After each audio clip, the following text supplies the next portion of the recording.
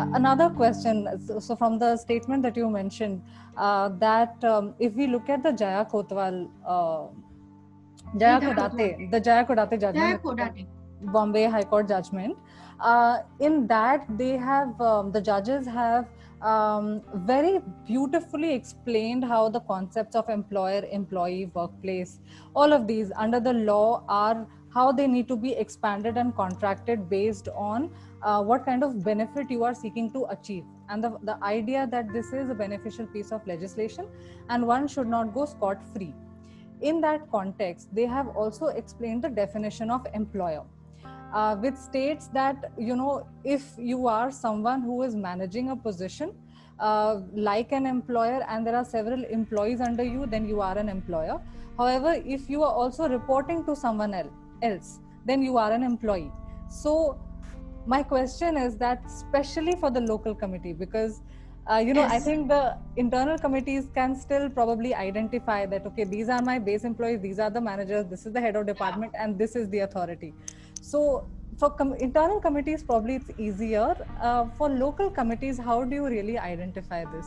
No, this is a second problem. So rather, I say this is the first hurdle that we face. And the second hurdle is what we spoke earlier about the procedure. But yes, who is an employer?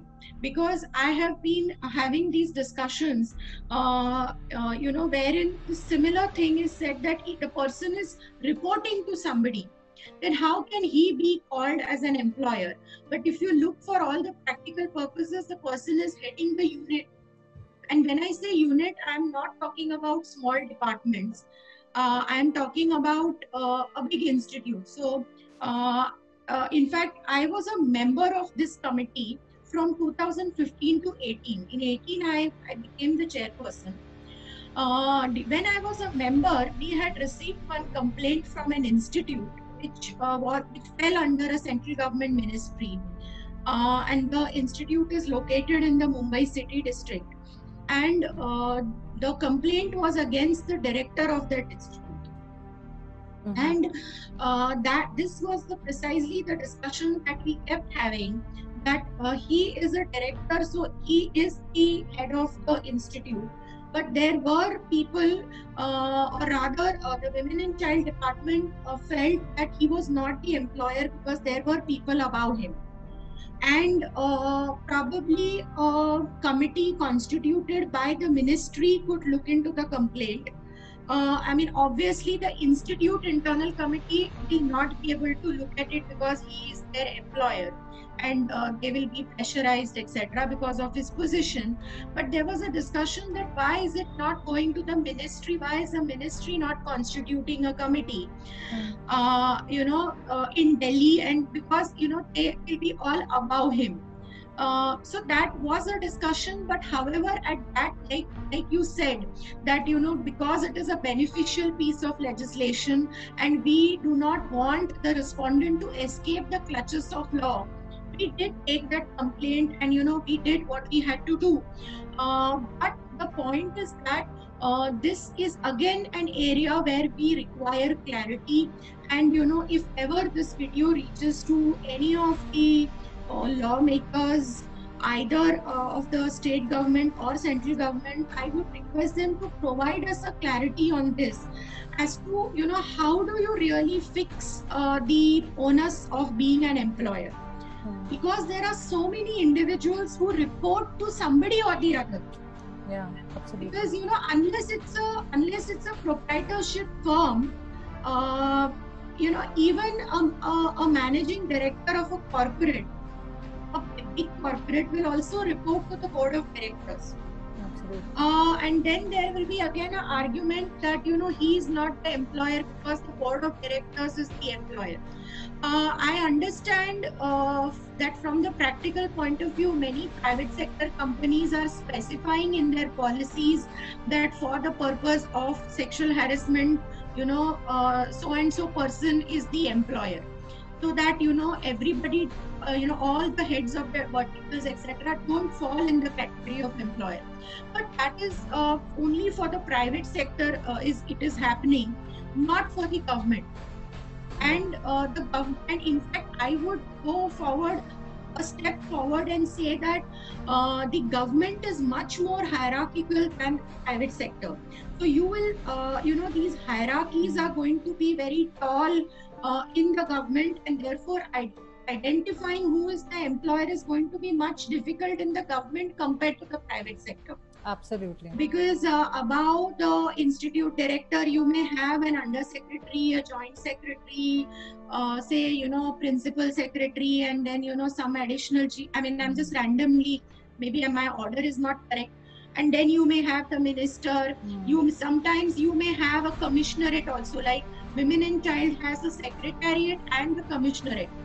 So the government is very hierarchical. So then, to decide who is the employer, and then if you go to that extent, technically, then the government is the employer. Absolutely. And in all cases, then it will lead back to the ministers always, because exactly. Because I know people have told me that government of India is the employer. Yes. And I don't know how we can fix the onus on government of India, because government of India is not a person who has harassed the complainant. So I think again this is an area which requires clarity. Absolutely. In fact, if I'm remembering correctly, recently there was a judgment in the case of Nisha Priya Bhatia, and another judgment sometime back of Saurabh Malik. Yes. Both of these were central government employees, and the question over there was also whether Article 373, if I'm remembering it right, which is to do with central government employees, and whether then the committee should be doing inquiries or not, and what kind of rights and powers the central government employees will have as per Article 373 as well. My article number may be probably wrong. I don't remember that offhand. Even I don't remember. Yes, but I think this is again a very, very major problem because the challenges around government employees and the hierarchy, and who ultimately turns out to be the head of department or even the employer, that becomes a very big question. So I guess for all of the organizations that are being run by ministries, perhaps it will be the most important that they all do have an internal committee in place at least, because otherwise there is a high chance that things may slip through the cracks, because there is no internal committee to handle the complaints, and the local committee cannot handle because of probably the hierarchical challenges and the law, and ultimately the complainant has nowhere to go. And ultimately when they do reach out to the she-box, probably then the ministries will have to set up committees. I would like to cite an example. Of course, I will not be able to name the organization. I would like to cite a critical point here. I know of a case which was reported in some municipal corporation, and the complaint was against a civil services officer, an IAS officer, and the complainant was obviously she was appointed by that local municipal corporation, reporting to the IAS officer.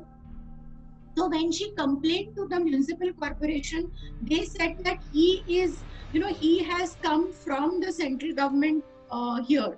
He has been appointed, I'm not sure about the technical word, but I think he was appointed on deputation or something. So he is not our employee. So because he is under that civil, the rules which are specifically for IAS officers. So they said that he is not our employee, and therefore our rules, municipal corporation rules, do not apply to him. The rules that are applicable to him are the central civil service rules. So that is fine till then. But then who does the inquiry?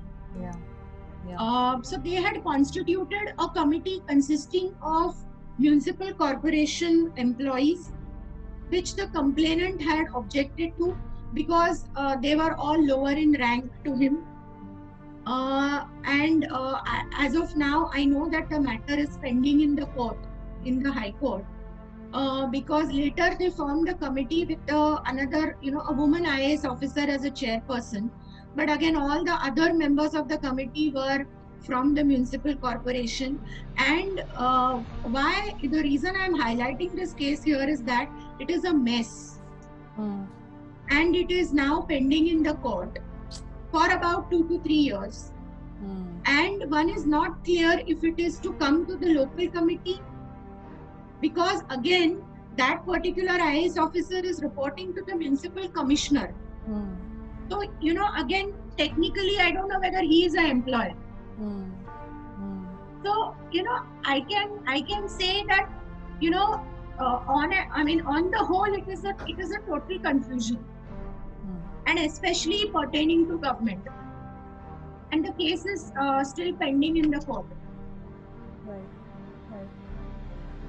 So I think I also want to mention here, just again for simplicity's sake, for all those people who may not be aware, that under the law, all complaints that are against the employer, they have to go to the local committee, and all complaints that are against the employees, they have to go to the internal committee which each organization has to constitute, where the employee number is more than 10 or more than 10.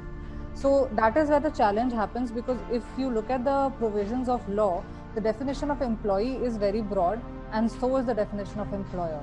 So one really does not know that a particular person from a particular designation, which category do they really fall under? Do they fall under the category of employee, and whether the internal committee of the organization should take it up, or whether they fall under the category of employer and then the local committee should take it up. So that is the reason why we are having this discussion, and I think Anagha, you've very nicely put across the challenges, and let's hope that there is some clarity that is issued eventually on this.